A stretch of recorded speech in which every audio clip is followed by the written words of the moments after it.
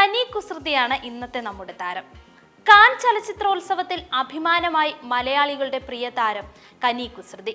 Palestine ജനതയ്ക്ക് ഐക്യദാർഢ്യവുമായി എത്തിയ കനിയുടെ ഫോട്ടോകൾ ആഗോളതലത്തിൽ തന്നെ വലിയ ചർച്ചയായി മാറിയിരിക്കുകയാണ് ഇപ്പോൾ.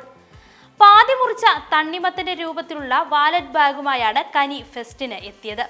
ഗാസയിൽ ഇസ്രയേൽ വംശഹത്യ തുടരുന്ന സാഹചര്യത്തിൽ പലസ്തീൻ ജനതയ്ക്കൊപ്പം നിൽക്കുന്നുവെന്നതിന്റെ ശക്തമായ ചിഹ്നമാണ് തണ്ണിമത്തൻ.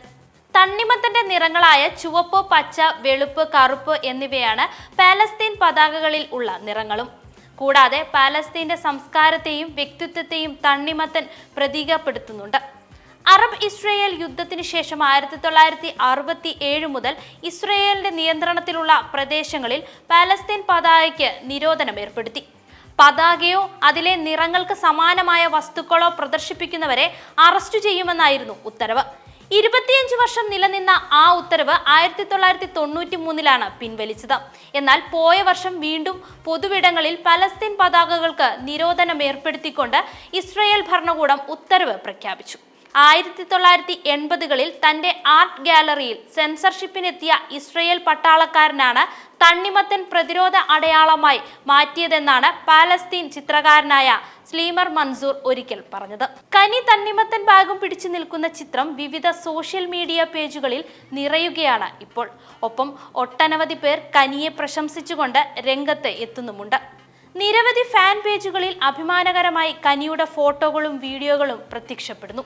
കനി കുസൃതി പ്രധാന കഥാപാത്രമായി എത്തുന്ന all we imagine us light എന്ന സിനിമയുടെ പ്രദർശനത്തിന്റെ ഭാഗമായാണ് താരം കാനിലെത്തുന്നത്. 30 വർഷത്തിനു ശേഷം കാൻ ഫിലിം ഫെസ്റ്റിവലിൽ ഗോൾഡൻ പാമിൽ മത്സരിക്കുന്ന ഇന്ത്യൻ ചിത്രം കൂടിയായിരുന്നു ഇത്. കനി കുസൃതിക്കൊപ്പം ദിവ്യപ്രഭയും റെഡ് കാർപ്പറ്റിൽ തിളങ്ങിയിരുന്നു. ഈ വീഡിയോയാണ് സാമൂഹ്യ മാധ്യമങ്ങളിൽ വൈറലായിരിക്കുന്നത്. ഈ ബാഗ് നിർമ്മിക്കുന്ന വീഡിയോയും ഇപ്പോൾ വൈറലായി മാറിയിരിക്കുകയാണ്. കൊച്ചി പനമ്പള്ളി നഗറിലെ ബൊട്ടീക് സ്റ്റോറായ സാൾട്ട് സ്റ്റുഡിയോയാണ് കനിക്കായി ഈ ക്ലച്ച് ഡിസൈൻ ചെയ്തത്. ഇപ്പോഴിതാ ഈ തണ്ണിമത്തൻ ക്ലച്ച് നിർമ്മിക്കുന്ന ചിത്രം സാൾട്ട് സ്റ്റുഡിയോ ഇൻസ്റ്റഗ്രാമിൽ പങ്കുവച്ചിരിക്കുകയാണ്. പച്ച വെൽവെറ്റ് തുണിയിൽ മഞ്ഞയും പച്ചയും ചുവപ്പും മുത്തുകൾ തുന്നിപ്പിടിപ്പിച്ചാണ് ഈ ക്ലച്ച് ഉണ്ടാക്കുന്നത്. ആദ്യം തുണിയിൽ തണ്ണിമത്തന്റെ ചിത്രം വരയ്ക്കുകയും അതിനു മുകളിലൂടെ മുത്തുകൾ തുന്നിപ്പിടിപ്പിക്കുകയുമാണ് ചെയ്യുന്നത്. ക്ലച്ച് ഡിസൈനിങ് വീഡിയോയ്ക്ക് താഴെ നിരവധി പേർ സാൾട്ട് സ്റ്റുഡിയോയെ അഭിനന്ദിച്ച് കമന്റ് ചെയ്തിട്ടുണ്ട്. ഇതുപോലൊരെണ്ണം തനിക്കും വേണമെന്നാണ് നടി പാർവതിയുടെ കമന്റ്. നന്ദി അറിയിച്ചുള്ള കനിയുടെ കമന്റും ഇക്കൂട്ടത്തിലുണ്ട്.